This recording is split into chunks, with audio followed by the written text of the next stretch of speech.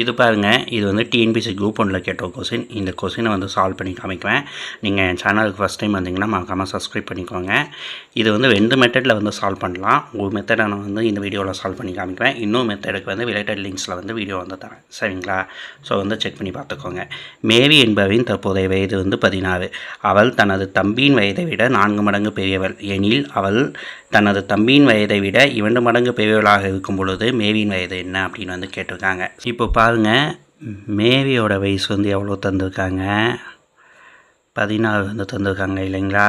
So வந்து மேரியோட வயசுக்கும் அவங்க தம்பியோட வயசுக்கும் இடையே இருக்க டிஃப்ரெண்ட் வந்து எவ்வளோ தந்திருக்காங்க? மேரியோட வயசு வந்து அவங்க தம்பியோட வயசை விட 4 மடங்கு வந்து பெருசாக இருக்கும். ஸோ வந்து 4:1 வந்து போட்டுக்கலாம்.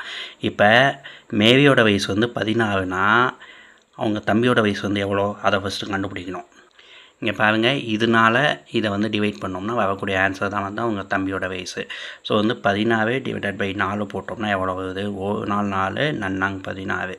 ஸோ வந்து 4 வந்து வருது இல்லைங்களா? ஸோ வந்து மேரியோட பர்சன்டேஜ் வந்து எவ்வளோன்னு பார்த்தீங்கன்னா 16. அவங்க தம்பியோட வயசு எவ்வளோ அப்படின்னு பார்த்தீங்கன்னா 4. ஓகேவா? இப்போ அடுத்து வந்து என்ன கண்டிஷன் சொல்லியிருக்காங்க? அவள் தனது தம்பியின் வயதை விட 2 மடங்கு பெரியவளாக இருக்கும் பொழுது மேரியின் வயது என்ன அப்படின்னு கேட்டிருக்காங்க. கீழே தந்திருக்கவெல்லாம் மேரியோட வயசு அப்போ. சரிங்களா? ஸோ வந்து அவங்க தம்பியோட வயசை விட 2 மடங்கு வந்து அதிகமாக இருக்காங்களாம்.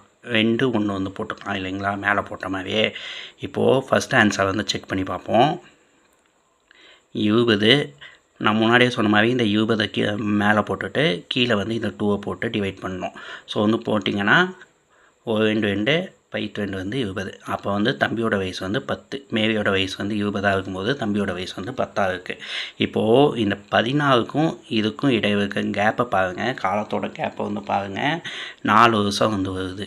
ஆனால் இந்த 4க்கும் இந்த 10க்கும் இடையே இருக்க காலத்தோட கேப்பை வந்து பாருங்கள், 6 வருஷம் வந்து வருது. மேட்ச் ஆகுமா? ஆகாது. ஸோ வந்து ஏ வந்து ஆன்சர் கிடையாது. பியை வந்து செக் பண்ணி பார்ப்போமா? இப்போ பாருங்கள், பிக்கு வந்து 24 வந்து தந்திருக்காங்க. 24 முன்னாடியே சொன்ன மாதிரி டிவைடட் பை 2 வந்து போட்டுக்கணும். 2 2 12 வந்து 24. ஸோ வந்து தம்பியோட வயசு வந்து 12. இதுக்கும் இடைப்பட்ட கேப் வந்து எவ்வளோ? 8. இதுக்கும் இடைப்பட்ட கேப் வந்து எவ்வளோ? 8. ஸோ வந்து ரெண்டுமே வந்து காலம் வந்து செட் ஆகுது.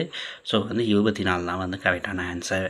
உங்களுக்கு வேணும்னா 28 வந்து செக் பண்ணி பார்த்து கமெண்ட்டில் வந்து ஆன்சர் சொல்லுங்கள்.